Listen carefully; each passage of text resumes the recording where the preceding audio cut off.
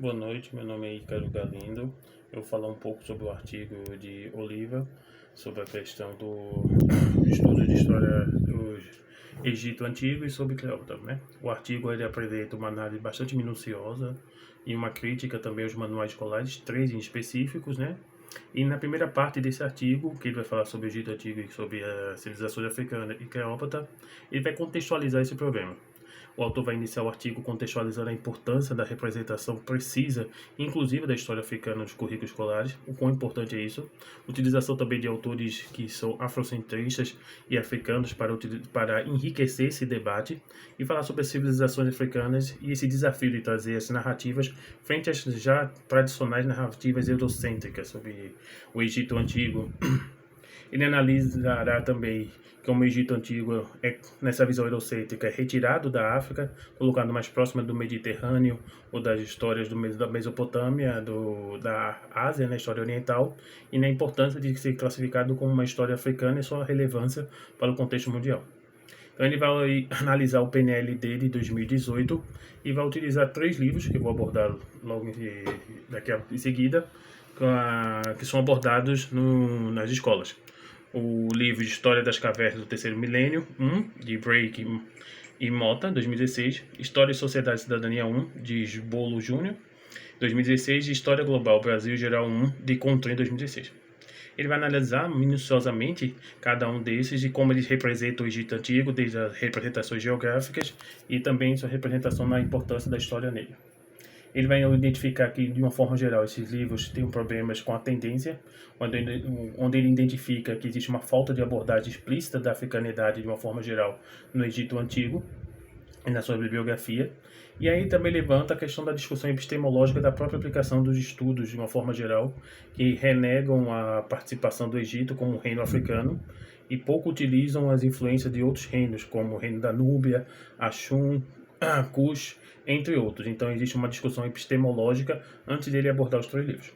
Começando então de História das Cavernas do Terceiro Milênio, de Drake Mota, ele reconhece que o livro coloca o Egito como parte da África, o que ele considera um fator positivo na sua abordagem do Egito Antigo, ainda que a abordagem do Egito seja limitada a não colocar a importância dos reinos africanos. Ele também destaca uma ausência das discussões de teses afrocentristas, que destaque a cor e a pele dos antigos egípcios, o que ele acha um ponto negativo. E destaca também a presença de autores negros e africanos na bibliografia, que é algo que ele acha importantíssimo, ainda que exista em menor número frente a autores europeus e brasileiros. Na História, Sociedade e Cidadania 1, de Bolo Júnior 1, ele reconhece a localização geográfica da África, que é outro fator que considera também importante, assim como o primeiro, mas há uma ausência de debate sobre teses afrocentristas, que também pode indicar uma escolha editorial, né, de que esses temas poderiam ser extremamente controversos, por isso não deveriam ser colocado para não ser feito um engajamento sobre esses livros em uma perspectiva ideológica, como uma crítica a esses livros, pois deveria ser necessário ter esse engajamento da história da África.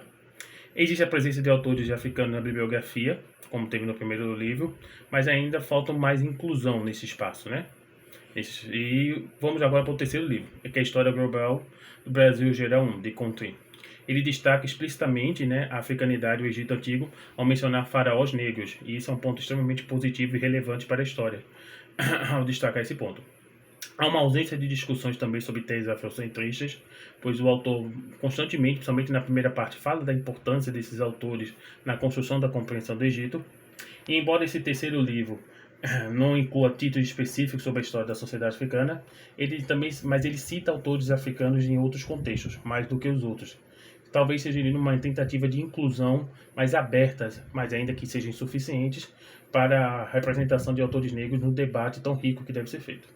E aí uma conclusão que eu tiro depois dessa leitura desse artigo e da relevância dele como uma análise dos livros didáticos que estão sendo colocados em salas de aula, é que o artigo tem uma importância enorme em tentar melhorar a representatividade e a inclusão de perspectiva africana nos manuais escolares das escolas.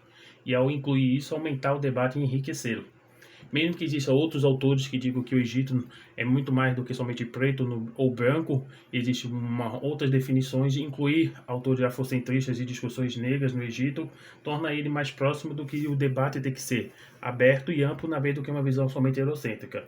E também utilizar de autores negros na formação destes livros é um papel fundamental para nós ampliarmos esse debate, tornando mais rico e reconhecer o Egito antigo como um reino africano, um reino negro e de faraós negros. Obrigado.